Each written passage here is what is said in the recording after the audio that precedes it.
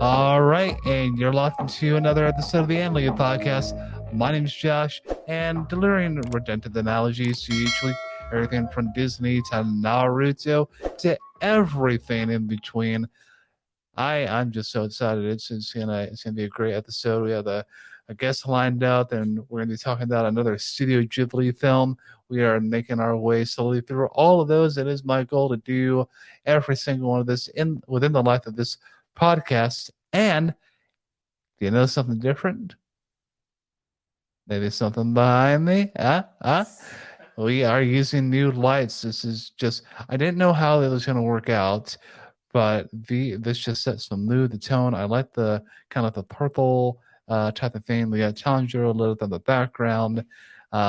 But I cannot be more excited. The only other person who might be more excited because she has the lights in the background too is Rebecca. Hey, everybody. So excited about the lights. I'm glad we finally got them up. We've had them for a couple of weeks, but just hadn't gotten them up there. So it's exciting. Yeah, absolutely. Um, yeah, so really excited about this. So slowly making the studio into the way that we want it and everything like that. Well, we have another author with us because we love storytellers, we love creatives. So we're going to go ahead and bring them in. We go ahead and bring in our guest. She is of course, an author. She's written. She was actually a contributor, and I believe um, got an anime, the devotionals, volume 1 and 2. So here is Jessica Bertrand. Hi Hey, Jessica. everyone. Hey, thank you so much for joining us on the show today. Yeah, thanks for having me. I appreciate it. Yeah, absolutely. So we're going to go into the interview portion in just a moment. But before we get too far into that, so you're an author, and what what type? Just give us like a couple works that you've written. Oh, a couple of just different things that I have published or Uh-huh. Yeah. okay, so I have couple I have one novella published. It's a young adult mystery called Uranium Downs. It's actually in the Rocky Mountain Medley collection. It's a collection of four different stories told by four different Okay. authors in Colorado. So that was a lot of fun. It is basically kind of, I don't know, one of my friends said, this is really cute. It reminds me of Nancy Drew. So it kind of has a Nancy Drew, Scooby Doo sort of feel to it a little bit. Um, so, um, yeah, sorry. I was like, where'd my notes go? There they are. um, yeah. So, but I had somebody actually read it and they're like, oh, it's a little shocking. I didn't intend to have some of the stuff in there, but it just sort of kind of happened, and it's going to be interesting because like there's dealing with like some abuse, and books 2 and 3 are going to end up having to deal with some of that. I just had another short story come out called Dinosaurs, Assassins, and Monarchs, and it tied for first place for a short story contest, so that was pretty cool. And then I've also contributed to Finding God in Anime 1 and 2. Awesome. Yeah, so we actually have both volumes of that. So remind us what were the titles and what were the anime that you did in those two devotionals? So in volume 1, I did Nausicaa and the Valley of the Wind is the anime. I have it Nausicaa and Omu, and then Nausicaa and the Toxic Jungle, and then right now I'm forgetting the third title. But I had 3 devotionals in the first one, and then in the second one I did Cells at Work, and I did Jobs, and Our Place, and I can't remember. I'm so bad, sorry guys. But I did Cells at Work and Nausicaa for both of them. Oh, Fantastic. so it's Prophecy. There it is. Oh, okay. Awesome. Well, that's great. Yeah, you've certainly contributed a lot in that devotional again. That I feel that's been become really popular, even for those who may not be believers. Just kind of like open up a doorway to like have a conversation when you present something relatable for those who love anime or in the otaku culture. So that's fantastic. Well, we want to have our audience get to know you a little bit better. So, Rebecca, take it away with the interview. Yeah, so I mean, really, the first question we just want to know about is, you know, we know that you're an author, but like, tell us a little bit more about yourself. How did you grow up? What's your backgrounds? That kind of a thing. Cool. Well, I'm from Colorado, so there's quite a bit of outdoors, although I'm not as much outdoorsy as some of my friends. But I kind of grew up half a farm girl, so semi-rural area. So my dad's side of the family still has a working farm, and so we would go out there, and so I know like the hard work and what it takes for like what to make it go. So sometimes you're watching movies like, oh, yep, I understand that. Um, let's see. I went to college straight out of high school, and I ended up getting my teaching degree. So history with a secondary education track. So I was a social study teacher. And then there was a couple of years where nobody picked me up. So I'm like, I have to make myself more marketable. So I went back Right. to school and got a teacher librarian degree. And Oh, okay. so it's pretty cool That because now fits I with get, writing the books. right? I'm like, oh, just words. It's great. And so now I get to work at one of the local libraries. So it's pretty cool. That's fantastic. Yeah, I mean, Awesome. it's definitely up your alley. I know we talked about, I think it was a little bit back, but either Rebecca and I are actually going back to school, to Cool. pursue new professions, Go you kind of guys. make ourselves more marketable. Thanks. Um, Yeah, at we're the really excited. yeah, at the time that this episode is going to be coming out, I think I'll have been in school for about a month Nice. for data analytics, and then Becca, you starting in the fall, or are you still thinking about doing a summer I class? think I'm still going to start in the summer, so we will have been both in school around the same amount of time by the time this comes out. Yeah. Nice.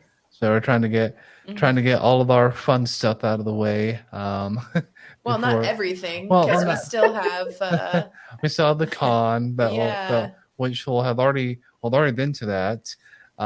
So we'll be having a little video coming about that. So stay tuned. Um, but so Jessica, great background there. Definitely fits in line with where you are today. Um, so with being an author and having done these various works that you told us about just a few moments ago, what got you interested in writing? Why do you think that is your passion? I think it might be kind of a combination of things. So when we were growing up, my parents would read to us a lot. So it's just kind of like that whole exposure to like different words. And then my dad would sometimes take the characters and it would no longer be their names, it would be ours. And so then I Oh, okay. became the character of the story. I became the hero of the story. And it just kind of grew from that. And then because I'm from a big family, anytime we get together, you get to hear stories. And it's really cool just to listen to everybody's stories.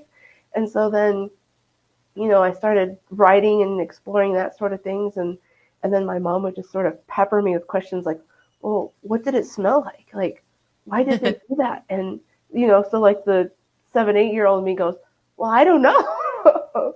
So she started training me kind of like all the things that she's read in books and stuff. And so that's pretty cool. And then around when I was in high school, I got a chance to actually join into a creative writing class.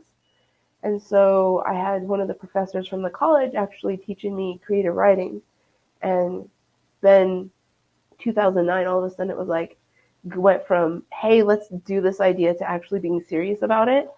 And so I started sticking to it. And so Uranium Downs is like my third full, like, written work. Like the first two, like, will get out there eventually, but Uranium Downs is my third. And so um, I'm excited to see where it goes. Yeah, well, for those of us who work on like projects that are like a series or continuous things during the podcast, we're always excited to be like, hey, what's coming up next, and what is this going to be like? It's both exhausting and exciting at the same time, especially when you labor a lot over it, as many creatives do. Yeah. Yeah. It's funny that you mentioned your dad telling stories Oh where yeah, you yeah. You were telling me the became. other day. Yeah. Yeah, so your dad put your name in the stories to like make it come to life. So it's funny as my dad he kind of did the opposite. So he created this story of this dog because we had a dog and we love dogs. Uh-huh. Um, and it was all about Bingo, Bingo who lived on the farm, and it was just like really formulated thing. He woke up, he said hello to the chickens and the cows, and the whole Uh-huh. bit. But Bingo would, I later found out his recipe for doing these stories, and it was that whatever what Bingo experienced in the stories was whatever we were experiencing or having difficulties with at school. And Oh, so it like, oh, well, that came alive for us. And so it's just kind of funny. cool. hmm So moving on with the interview. Okay. Where do you draw your inspiration from? So, of course, family being one of them, obviously, since you get to hear all these stories, and but when you're writing, where does that, where do you draw from? What are your inspirations? Okay, it's gonna sound really bad, but everything.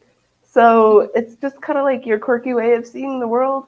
So I'll walk past the person and I'll think, like, wouldn't I make an interesting character in a story? Like, you don't know anything about them, but you just see them and you're like, oh, that's interesting way to just dress. And you're like, oh, they make a really interesting character. Or, you'll see a newspaper clipping. This one time I saw this newspaper clipping about these kids who saved themselves by tossing a mattress out and hopped out of a two-story window, and I'm like, oh, they survived. Lock that back for later. Or, you know, um, and some of my favorite ones is last year for the Dinosaurs, Assassins, and Monarchs book. Um, Actually, was just a summer reading short story challenge. One of my coworkers like sent us a picture with 3 books and a title, and those were not the that wasn't the title. It changed, but she's just like, wouldn't this make an interesting story? And I'm like, no. I'm like, that's not gonna work. And then 4 hours later, my brain's like, hey, hey, it works. I'm like, no, it doesn't. It says yes, it does. And I was like, no, it doesn't. So that kind of ended up happening for that one. And then sometimes you'll be in the middle of listening to a sermon, and all of a sudden, like, this character pops out. You're like, no, you're supposed to be in your box. I'm supposed to be listening right now. And nope, that's how characters get created. So it's kind of depends. I let sort of just interesting things happen, and sometimes my brain goes, uh huh, and other times my brain's like, nope, not yet. So I don't know, but Yeah, craziness. that's awesome. Do you do anything to like cultivate your creativity to help spark new things? Any like, I don't know, journal every day or something like that to help? I try to journal. Some days is a little easier than others. A lot of times, though, like I've written one story for Havoc. I don't know if you guys know what Havoc magazine is. It's an online short story, sort of more fantasy. They do flash fiction, and so they'll say, "Hey, we're doing this theme," and so then they'll do a theme. And um, usually, if somebody gives me like, "Hey, give me 3 ideas," the other day, a coworker said, "Hey, I'm running out of ideas for stories for my daughter. Would you help?" I was like, "Sure. Tell her to tell me something." And so she's like, she wants a story with a ballerina and a dog in it. And so I'm like, okay. So I wrote a little short story for with a ballerina and a dog that'll end up going up on my website at some point. But yeah. Nice. That's awesome. Yeah, I think so many times, like you were saying, creative things just like pop out in everyday life. And then there's also other times where we need to cultivate the creativity inside of us. So, like, both are good. So that's really neat. I have this sweater from a writing group, a writing conference from last year, the Florida Christian Writers Conference I went to, and they had either a sweater or a T-shirt, but it says it's like the Miranda rights for writers. Warning: Hmm. anything you say or do may end up in a story. Mm. I absolutely love that. Yeah. I don't know. Yeah, I feel that's really true. Like for authors, I mean, it's basically you're just getting experiences or dialogue from what people say, and you kind of create your own world in that way. And that's what I love about storytellers is they are master world builders. Just so you know, I mean, okay, not to the point of where God was a master world Yeah. builder, but in a sense of telling a story, yes. Um, so since you have written for um, Finding God Anime, Devotionals Volume 1 and 2, and for anybody who is a lover of anime and loves that genre, tell us your either all-time, recent, or a mix of both top 5 anime, and what you just express and how you Yeah. look is what each guest says or looks like when I ask this question. Because I know it's hard, Oh yeah. but sometimes you have to feel that pressure. So when you're ready, Yeah. So my ultimate favorite probably is Nausicaa. I don't know why. I was just obsessed with it. I think it was because she rode like this really cool flyer. And it's gonna be funny to say, but I grew up with the original dub, so it's the one that Miyazaki didn't like. But the problem is, for me, I loved the dub voices on the first one, and because I fell in love with some of just the way that they sounded, I wish they could have like transferred them to the new one. But I like how the new one's a lot closer to the story. So there's that one. And if you ever give me a glider like hers, I'd probably try it out. But my feet are firmly planted on the ground right now, so that would be a different story. Um, my next one is Cells at Work. The second one. I just love how it blends science and manga and how like each cell gets personified to the point where you're like, oh my goodness, this is so totally scientifically accurate, but at the same time, it works still. Third one is Library Wars. Um, and then I haven't, so I'm one of those weird people that kind of is, I don't know if I'd call myself a fringer because I'm kind of like on the edge and I'm sort of just now toe stepping into things. I did like Grave of Fireflies for historical reasons. But then I think Howl's Moving Castle is really funny in part. yes. Like my favorite part is when he's doing the whole temper tantrum thing and the kid's like, "Oh, you got to do something." And she's like, "Oh, honey, he's just having a temper tantrum. It's okay. I died." I was like, "That's too funny." Yeah, those are good. We yeah, we started watching Library Wars. For whatever reason, it just didn't like capture our attention. Yeah, I I don't know mean, if we just didn't like push past enough episodes or what, but right. Yeah, Well, you either have to yeah. make it past a few set number of episodes, or it's not going to hit, or it may hit in different seasons. and with Library Wars, I totally love the manga more than the actual Uh, anime itself, just because the way the storyline goes, it's a lot better. I don't know, but I think I like the manga more than the anime. But because I read the manga, I watched the anime. So mhm, yeah, that makes sense. Yeah. I mean, all I know is that at the point, I think it's still, yeah, it'll still be going on when this premieres. But Demon Slayer Sundays, I don't think we've ever like Becca for sure. She's a wait until it's all put out, but Demon Slayer is the exception, okay. and it's I like like to binge. it's Yeah. like it's like we're living back in the '90s and the early 2000s again, where we make a plan. It's like, Yeah. hey, it's coming on at this time. Our show's on. Uh, Nothing else is happening this evening. That's it. Totally get Right. that. the beauty of everything now is you don't have to go to channel like 60 and watch that thing scroll up, Or and Uh-huh. then you commercials. look away. It's like, oh man, I missed it. Uh-huh. You know, right there to go Oh, all the way over again. yeah. Have to wait for Well, the rerun. oh Sorry. gosh, yes. So Jessica, you already mentioned actually what we'll be talking about today, and that is, and I alluded to it earlier, that is Grave of the Fireflies, which is a um, Drama. historic fictional drama Yeah. um, for uh, for from Studio Ghibli, and this came out the same year that My Neighbor Totoro. came out. Which is totally different. Yeah, Like very like opposite ends ends. of the Yeah, spectrum there. yeah, It is. absolutely. Oh my goodness. And how you described it to me, Jessica, it was definitely a slap in the face and a punch in the gut. So Mhm. you had both of those come to you at the beginning and the end. So our main the main spiritual themes that I got from this was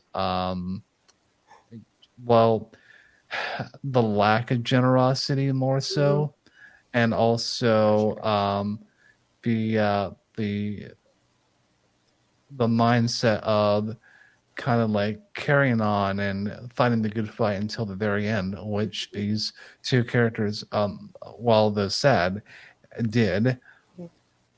To give a little bit of context for those of you who have never seen Grave of the Fireflies, this goes back into Japan around World War II. I think it was late 1942, 1941, Yeah, so I think it was so. the very end of the war. So That's it was where in we find 45. them. Yeah. Yeah. And for those of you who know your history, this is around, time of the Holocaust, Germany, and also just air raids going on, the atomic bomb, and just horrible stuff.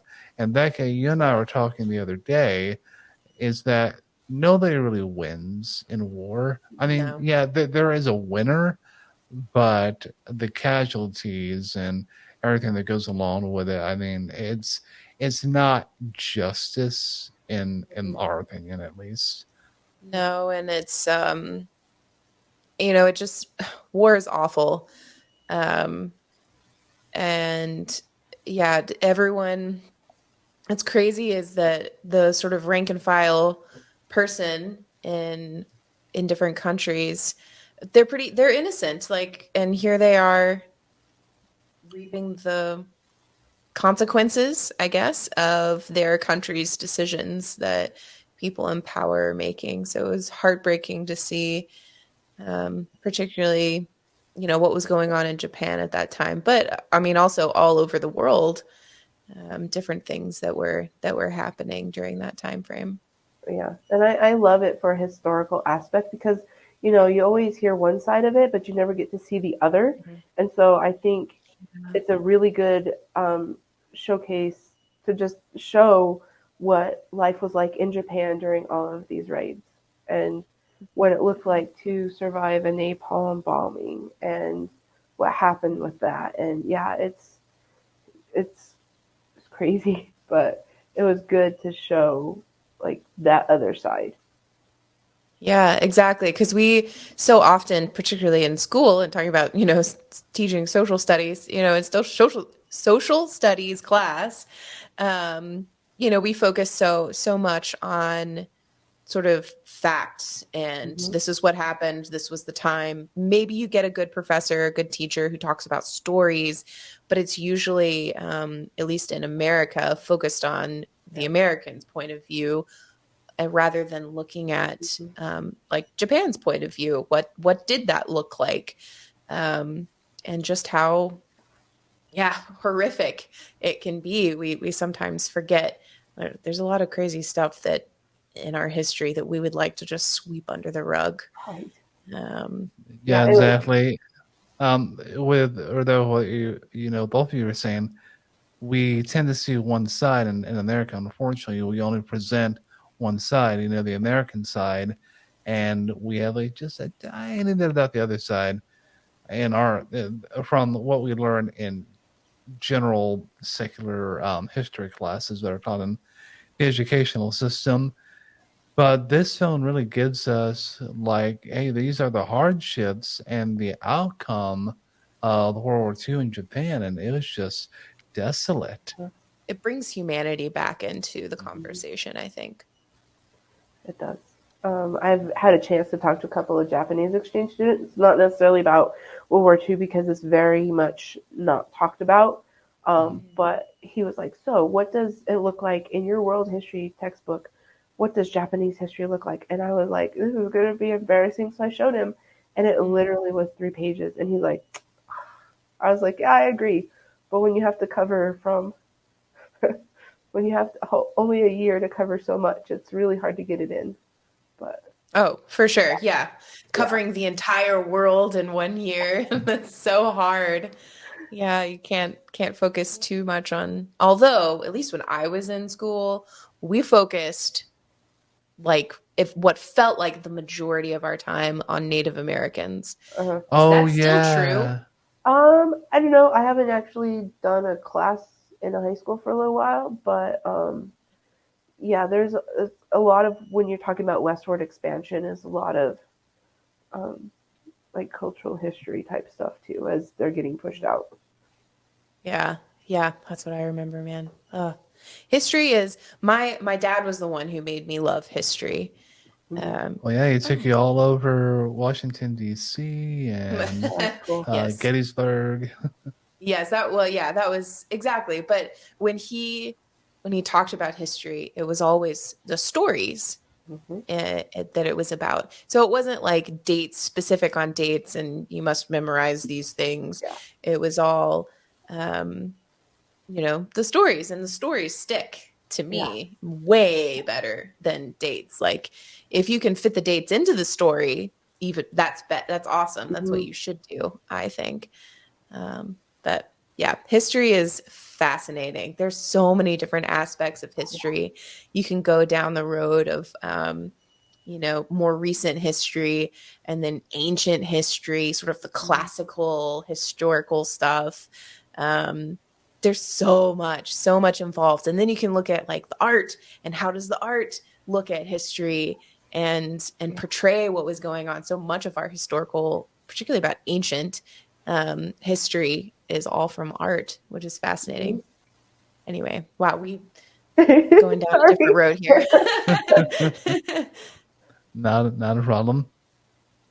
So, Jessica, you told us a little bit about why you like the Fireflies from the historical. Were there any other aspects that you liked about this movie in general?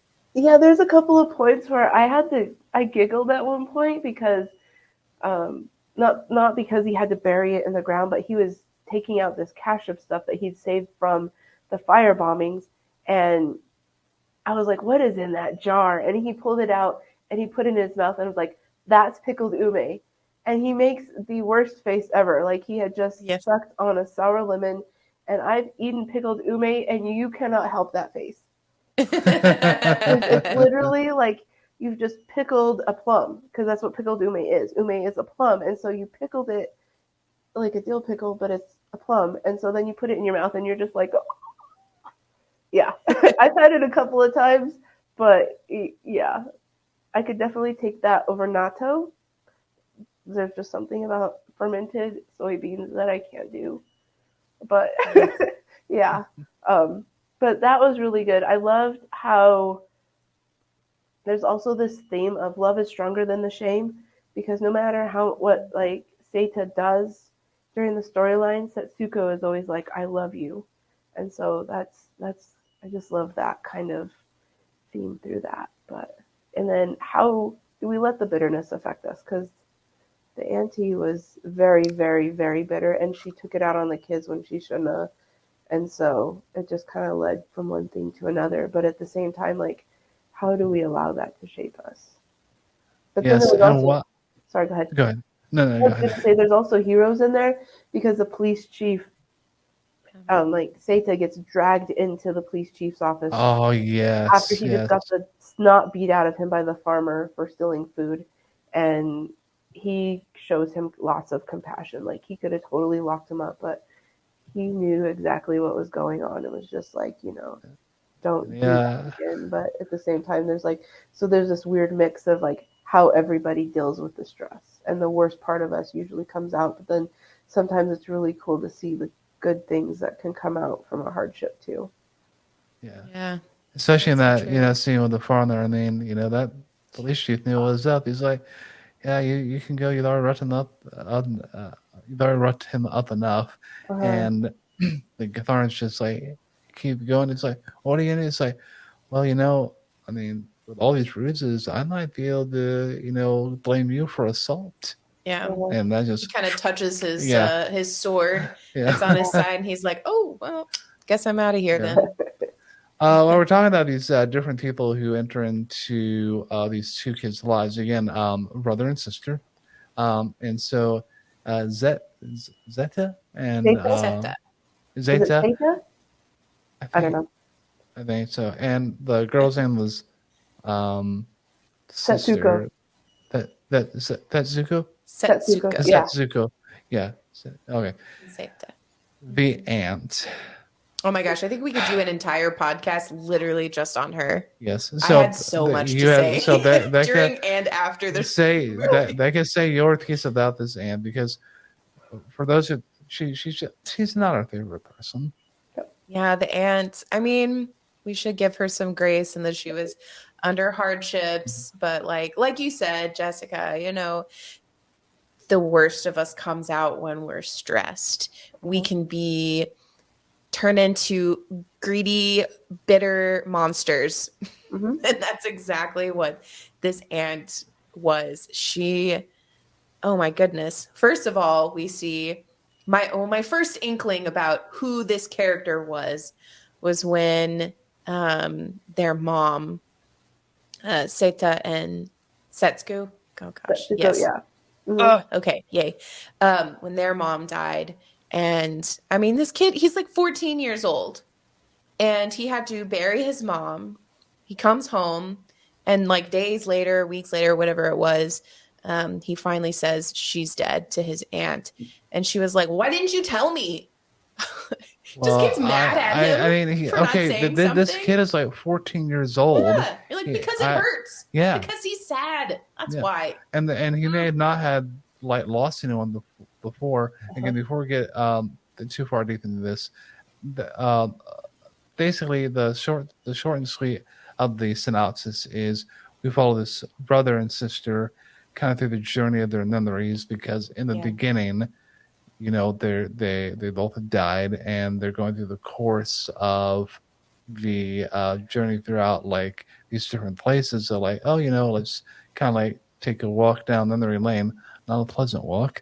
We'll get into the spiritual aspect of that here in a bit, but yeah, the aunt was like, "Why didn't you tell me that? She had died, and what were you thinking?" Yeah, exactly. So that was the first inkling of who she was. It wasn't full on like, who are you? But it was definitely like that was a weird way to respond. Why would you respond that way? And then when I really got mad at her though was when she and you could tell I could tell leading up to this that I was not as surprised, still very upset. But when she was cleaning out the one of the pots when they came home one day, and she was like scraping the bottom of the pot, I think to get the rest of the rice or something. And she was eating it as she was scraping it out. I don't know. That just said like desperation to me. And I was like, okay, that's interesting. That stood out to me for some reason. Anyway, at dinner that night or whenever, Yes. you saw her taking the bowls, scooping out the stew or whatever it was. And when you say what you're about to say, I actually I just was viewing it as just, okay, this extended family is having dinner together. I wasn't really paying attention to what she was doing. But then you said, yes, I used some colorful language. But I allowed it. I allowed it with this. It was so she right. So she's scooping out this soup, whatever it is. You can see it's got a bunch of like greens, probably like a leek or rice or whatever it was that was in there. Scooping it out, putting it in the bowl, and then she gave it to her husband. And then she picked up Seta's bowl, and she scooped out just the broth. And I was like, okay, put it down. And then her daughter comes as she scoops out, and you can see more of the rice and the meat and the whatever it was in there, and gave it to her daughter. And then she did it again with just the like soup part, just the top, where she gave it to the little girl. And I was like, you jerk. Yeah. How could you? And Josh was like, what are you talking about? So I explained it. And I was like, that's horrible. These poor children, they just lost their mom. They have nowhere to go. How uncharitable are you? Yeah. She was so focused on her own family and feeding them that she didn't have the charity in her heart to be generous to these poor kids who had nothing. And I'm on a roll here. And Step further, yeah. they dig that we were talking earlier about that big basin that they dug and put a bunch of food and stuff in the ground. They brought all of that with them, these two kids, to their aunt's house, shared it with them, and then come to find out that all of the pickled plums have been eaten. Probably not by the kids, probably by the other people in the family. Yep. And then they sold her their mom's kimonos for rice. It's their mom's kimono. And the aunt takes some of the rice. Yeah. Like half of it. Yes. And then only gives the kids the broth, and I'm like, whoa, woman. Right. And then, you only get porridge. You don't deserve anything else. I was like, yeah. This person. Yeah. I can't. Why don't you remove that stick out of your? Well, I'll leave it there. Yeah. Yes. Oh my goodness. Wow. But yeah, she's just like so spiteful. And for what? Yeah. For what? You chose to take these kids in. You should assume that role of the parent, not just like that these are your step kids or their burdens. And that's ultimately why these two go out and get out of the system of the rations and whatnot and go live on their own in like these little kind of like caves, down the way. For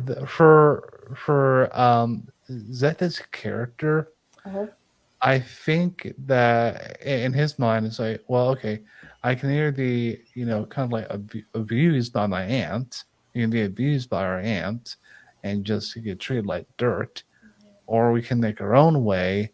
It'll be hard, but this may be better. And unfortunately, through trial and error, that doesn't pan out, because to get food and rice, they're having to like sell instead of going through the ration system, because everything's rationed, meat, rice, supplies, everything's rationed during that time. And as the story goes on, you see that they had nothing. Like they'd sold, their coats and some clothing items and bartered. And it gets to a point where they need rice. They hadn't eaten for like days. And they asked this guy who is on this rice field eating right in front of them, said, well, I'm sorry, I don't have any rice is there. You have to get it through the rationing system. And it's just, it is literally heartbreaking at points. Yeah. And people, they didn't really have anything to share. That was the sad thing too. It's all hard. But we've done a lot of talking, Jessica. Tell us your thoughts. Well, yeah, it's crazy just to see how they had to survive on their own. But I loved the little bit of sunshine in it. Was they had these like sour candies. And the fruit drops. Yeah, the little fruit drop candies. And so it was like, even though it was really hard, he tried to make a little bit of sunshine in her life. Like, oh, look, we could play here, we can do this. And I might be picking lice out of your hair and popping it, but I still love you this much. And yeah. Yeah, that's so true. It was honestly the feeling I got when they moved out of the aunt's house and they found this little cave or mine or whatever it was. I totally lost my train of thought when they moved out. Oh, it was like almost like playing pretend, or like when you play pretend of running away and playing house. There we go. Like when you're kids and you're playing a house. That's kind of what it felt like, except that it was life or death situation. Right. So it was, but yeah, it was so sad. But yeah, to see some of those bright moments of, well, they built a swing. Yeah.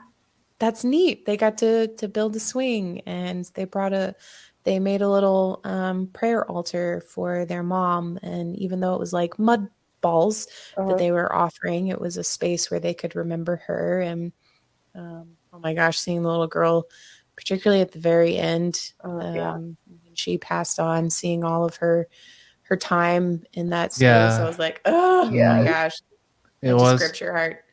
well, and Jessica, what you were saying earlier that Zeta, he had a lot riding on his shoulders because he had to be not only a big brother, he had to step into the role of a parent.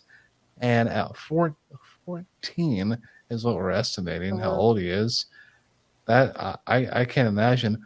But unfortunately, in society, for some families, that's how it is. The older kid has to step into the role of the provider, the parent, because for whatever reason, the parent is absent or not doing what they need to do to provide for children or their children.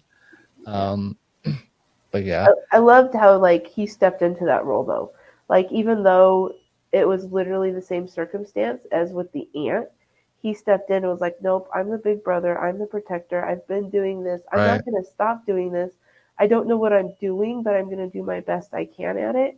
And he even tries to do the same thing with some other clothes that his aunt had done with the kimono, even though he wasn't adept at like haggling at that point, and the person's like, "Well, this isn't fine cloth. I'm not giving you anything for it," which resulted in Mm, him kind of spiraling down into having to steal stuff. But he Yeah. stepped into that role, um, so that was pretty cool to see. yeah, absolutely. Now get into like the spiritual side of this movie. Um, not too much because there wasn't a lot that personally I drew from it in a spiritual aspect, except for you see that in the beginning they have both passed on, but they haven't gone to. I know Asian religion is different. Some believe in reincarnation. Some believe that nothing happens after. What it seems like, though, unless it was just maybe understood, is that um, Zeta and Zetsuko, they are basically just traveling the earth. They're kind of like in a little limbo between, Like ghosts, you mean? like, yeah, like ghosts or between like purgatory and whatnot. Um, so it was just kind of interesting to see that. And then at the end, it's like they're looking over modern Japan or modern Tokyo that, hey, yeah, this is the history that happened, but they were able to rebuild and kind of like, learn from history or never forget, what happened. So I thought that was pretty cool in that sense. Um, Yeah. Do you have just, any insight on that, Jessica? Because we weren't 100% sure Yeah. on that aspect. Well, he also said that like I died September like 20 something, I think, mhm, and it's yeah, just kind of interesting to see that like I know the surrender of Japan happened like September 2nd, and just sort of see that transition. Like, yeah, even though it was after the war, it was before everybody got there, that sort of thing. So you're going in going, oh look, they've already died, and then you're back through it, and then it's like you see little bits through, kind of mhm, like each time the fireflies come, or there's like he's in red. So some of those transitions I got a little confused at which one we were seeing, if it was a memory, if it was actually real. Um, I did have a little bit of a Spirited Away feel with the train, where Mm. the souls got on the train and it transported them someplace else. But you know, part of it is that with death, we because we're Christians, we're going to go to heaven, and there's like this real actual like heaven and hell that we have to deal with, and that like a lot of other times that nobody really deals with it. But it's really hard to mhm, pull spiritual things away unless you start digging in and being like, well, bitterness and love and compassion, and how does right. this look? Because everybody's just so it's just so dark at some point that anything light is going to sort of be lighter than, I don't know if that makes any sense. I'm not That's not coming out well. Sort of like it's so dark But that the anything light light is, shines brightest in the dark. Yes. thank you. Yeah. I One was like, I'm candle getting all of a there. sudden Yeah. Yeah. You're close. You're close. Because it took me a little while to like figure out the fireflies. I'm like, what is the symbolism with the fireflies? Because we're talking about grave of fireflies, and we see when she's burying these fireflies that you find out that all of this time he's trying to protect her from the fact that mom's dead, and she finds out that Right. mom's dead because the aunt has also told her, which made me even more mad at her. Another strike. I Oh, I know. was so mad. I was like, really? He's trying his hardest to protect her from the world. And so that's kind of like one of the things that we can sort of draw from is that, we are supposed to be in the world, but not of it. And Right. so we have that protection and we have that hope. Even when it's so dark, there's still hope. But it's just seeing how he went from one hopeless situation to the next. And that it was almost like the death of him came when he found out that there was nothing else to live for. His mom was dead, his sister was dead. He goes into the bank and finds out that the whole fleet is gone. So that means dad's not there anymore. And so he just kind of gives up. Whereas because we have Christ, we don't have to give up. Absolutely agree with that. Going And down we to find community as yes, well. Mhm. yes, Yeah. and that's why we stress. We may have not said on the podcast, though. That's why we stress so much that if you are a believer, or even if you're not, community is such an important thing, and that's why as Christians we should, attend church, because not that we feel it out of obligation, but it's to strengthen our faith to be around other like-minded individuals and partake in fellowship, and that's how we grow. And Christ wants us to. He didn't say, "Okay, you're saved now. Just do it on your own. You're by yourself." No, no. He no. I don't. I am of the belief that nobody is meant to be alone or go at it alone. Um, in the unfortunate tale, like these these siblings did, and for Christians, I can make a parallel with this. Right now, the world isn't too fond of, people who believe in the Bible, the truth, the Christ, and they may not give us Christ. They may not be willing to be generous, and we have to forage for ourselves and go at it, as a community. It's like, hey, things are dark, now, but there's a light at the end of the tunnel, and that light is Jesus Christ. It's just like the first century believers. That's what they were doing. They were selling their possessions, just like it says in Acts 2:41 through 46 or something.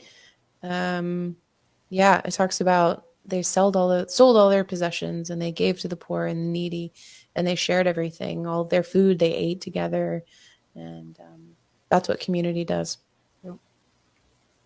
And that's why, recently been wanting to like volunteer and kind of be the hands and feet of Jesus, because I can confess it with my mouth, I can think it in my mind and my heart, but if I'm just sitting on my hands, what am I doing as a testimony to witness to others? Not saying that volunteering or you have to attend the soup kitchen 5 days out of the week. No, just I mean, something so that you can witness your testimony to others. Yeah, we were the sermon today at church, because we're recording this on a Sunday. But it was all about Acts 3:1 through 10, which is the lame beggar being healed. And Peter and John are walking past the temple, and he's saying, "Alms, alms for the poor." And they look at him and they're like, "Hey, I don't have silver or gold. I don't have money to give you, but I do have something even better than that. Get up and walk." So it doesn't necessarily, and he did. He got up and walked, and it was a miracle, and then that leads to an opportunity to share the gospel with the people that are there at the temple. But the sermon was a lot about give what you have, look at what you have, and give from there. It may not be money, it may be time, it may be obviously our pastor's point was. Um, you have Jesus. That's the most important thing that people ultimately need, more than silver and gold. I'm sure that definitely helps in certain situations, but like, let's also look at your spiritual situation. But like, we have so much more than we even think we do, to give. So yeah, looking at all of that. Which is interesting correlation, because my pastor today talked about Matthew and about how, we can't lay up treasures here because it's not going to be there at the end. We can't take it with us. We didn't bring it with us. We're not taking it with us. And so just, what we do have, we can help give to somebody else. Not to the point where we can't survive, because yes, that's one thing, but like the communal giving and making sure that somebody else can get help. But yeah, that's kind of cool how they sort of intertwined.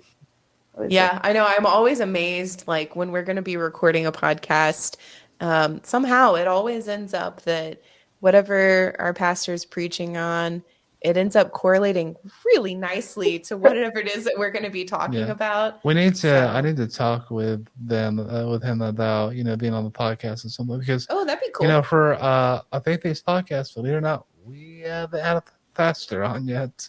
Yeah, that's a good point. So I need to get on that, and I mean, we have the one readily available, or I think it's readily available at least. But kind of wrapping up here, for final thoughts, if you couldn't tell, I think it's safe to say we all would obviously recommend this movie at least once. It is a sad story, so don't go expecting, happy smiley faces. You got to be in a certain mood, I think. You do, yes. And I thought it was like 2 hours, but no, it was only like a hour and 28 minutes, which was enough, I would say. It was just enough. Not because that it wasn't good. It was good, but it was just because I don't know how much more, heartache I could take. Yes. Yeah. Definitely don't watch it on a really sad day.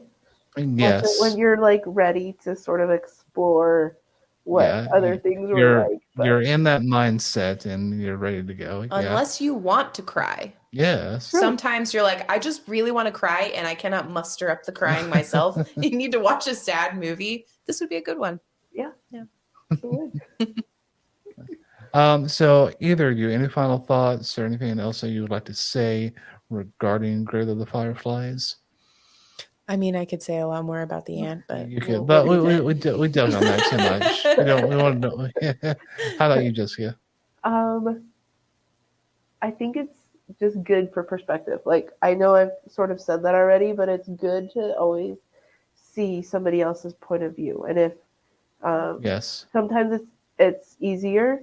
I'm not going to say it's completely easy, but it's going to be easier to understand that mile in somebody else's shoes, so that we can walk the next mile with them and bring them into possibly that relationship, if we kind of understand the other side a little bit. So absolutely. And that's so true in daily life in general. It's so natural for us to just make these like split-second decisions or judgments about other people.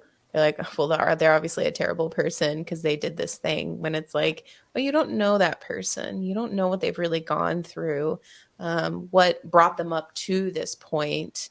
Like if that police officer had have completely judged Seta when he stole from the farmer, if he hadn't have been like, I have compassion and understand a little bit of your situation here, he could have immediately just written him off and said, you stole, that's bad, you're bad, off to jail you go. And but he was able to look at the bigger picture, and I think we can do the same thing. And extend that grace, and yep, for sure. Wonderful. Well, Jessica, we have enjoyed having you on the show today. If people want to follow you or kind of keep up with what you're doing, how can they find you? Well, I have a website. If you want to ever look at all of the books, it's all linked there. It's jessicabertrand.com. And then I'm also on Instagram. Like, I have an author page on Instagram. It's Jessica_Bertrand_author. Because, you look yourself up and you find out there's more than one of you, so you had to figure out something. But yeah, so those are my two big ones. All right, awesome. Wonderful. Well, we definitely look forward to seeing what you put out next. Sounds like you have things in the works. So Thank you. everybody, keep an eye out for that. Go ahead and give Jessica a follow. Until next time, keep those halos shiny and stay holy, my friends.